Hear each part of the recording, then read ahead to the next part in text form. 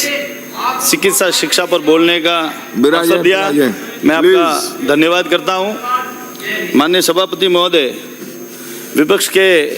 साथियों ने मेडिकल पर और स्वास्थ्य पर बोलना जब शुरू करा तो सिर्फ और सिर्फ जैसे अभी चोमू से आने वाली विधायक ने भी कहा महिलाओं के प्रसूति को लेकर, और किशनपोल से आने वाले विधायक ने भी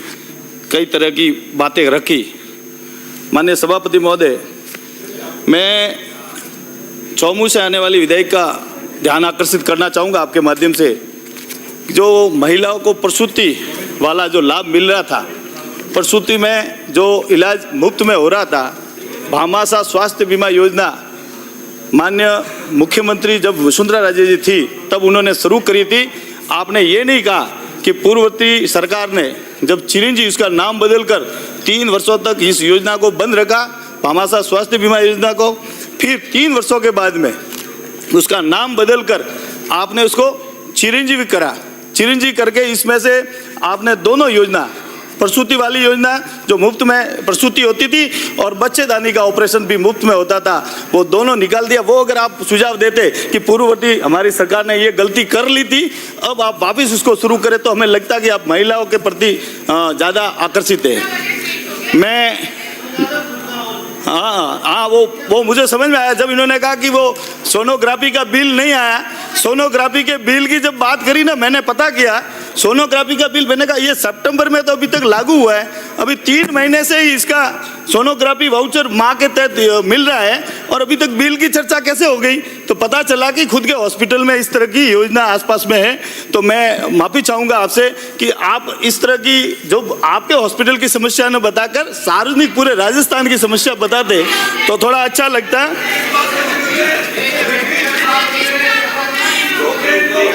माननीय सभापति महोदय, माननीय सभापति महोदय, पहला सुख, माननीय सभापति महोदय, पहला सुख निरोगी काया, पहला सुख, माननीय सभापति महोदय, पहला सुख निरोगी काया की जो कल्पना है, वो कल्पना मुख्यमंत्री आयुष्मान आरोग्य योजना के तहत 35 लाख व्यक्तियों का इलाज करा है। इसके लिए माननीय मुख्यमंत्री जी का मैं धन्यवाद देना चाहूँगा। माननीय सभापति महोदय, आगामी वर्ष में जो बाकी रहे 3500 करोड़ आम जन को निःशुल्क जांच एवं दवा हेतु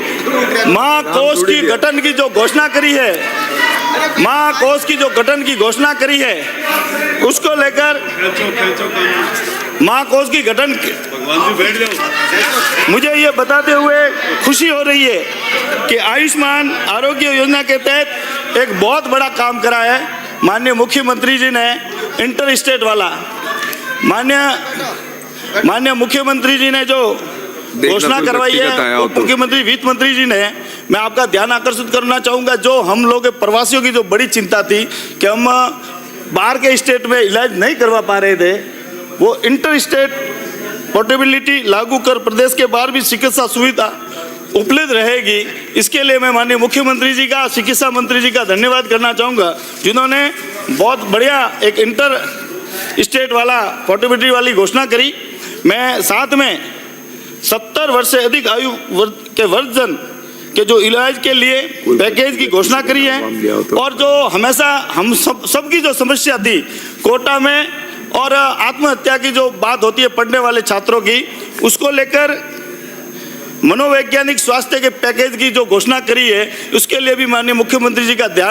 धन्यवाद करना चाहूँगा कि इस तरह की जो चिंता करी है। मैं वास्तव में इस प्रकार का जो एक संवेदनशील ही कर सकती है, संवेदनशील सरकार ही जो इस तरह का काम कर सकती है। मैं माननीय सभापति महोदय, जिस प्रकार से सभी ने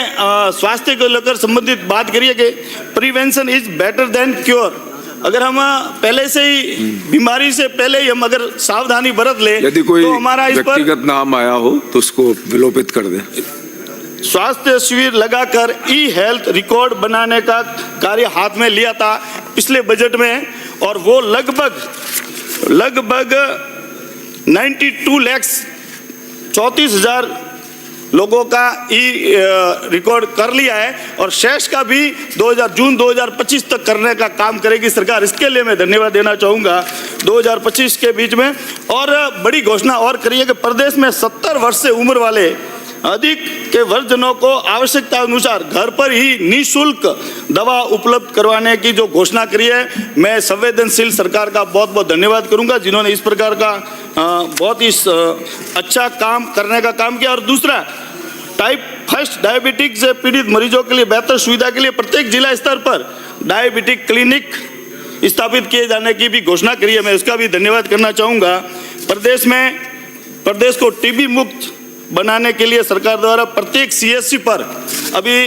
कईयों ने मांग करी कि एक्सरे की जरूरत है हमारे हॉस्पिटल में, तो ये सरकार ने प्रत्येक सीएचसी पर डिजिटल एक्सरे की जो घोषणा करी है, साथ में ट्रू नाट और सीबी नाट मशीन उपलब्ध करवाने की, डिजिटल एक्सरे मशीन, ट्रू नाट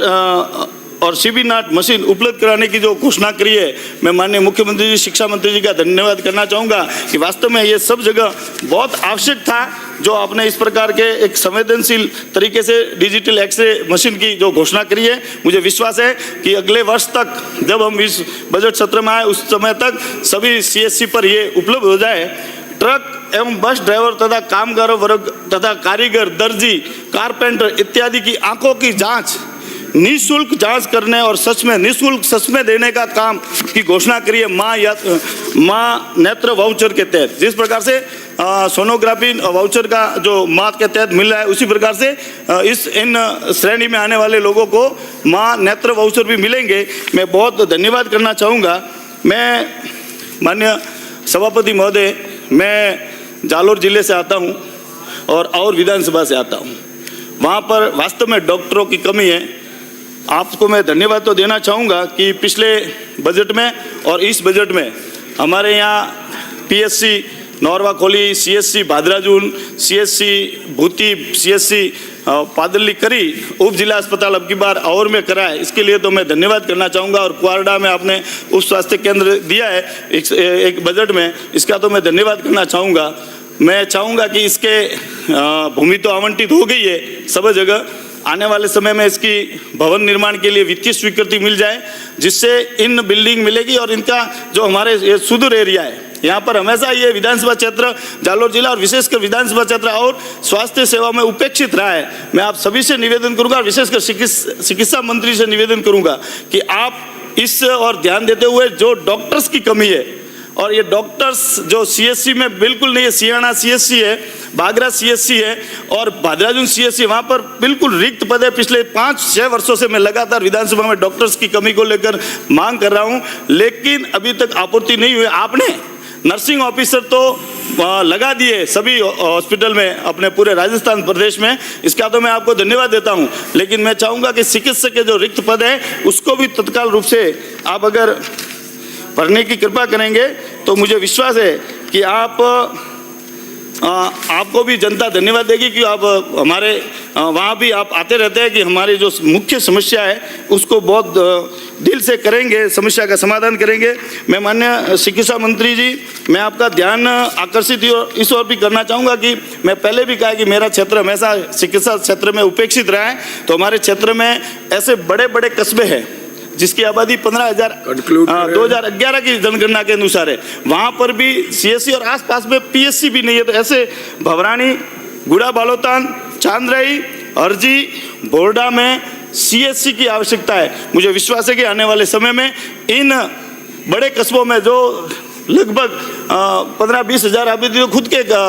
ग्राम पंचायत के, लेकिन आसपास में कई ऐसे बड़े कस्बे हैं जिससे ये सीएचसी अगर सुविधा मिल जाए तो हमारे क्षेत्र में जो उपेक्षित रहे हैं क्षेत्र, वहाँ भी बड़ी चिकित्सा सुविधा मिल जाए। देबावास, आईपुरा, अजीतपुरा और निम्बला में पीएचसी की आवश्यकता है। इनको अगर आप पीएचसी करेंगे तो मुझे विश्वास है कि आप इस व्यवस्था को और ठीक हो जाएगी। हमारे यहाँ प्राथमिक स्वास्थ्य केंद्र की आवश्यकता है। उसी प्रकार से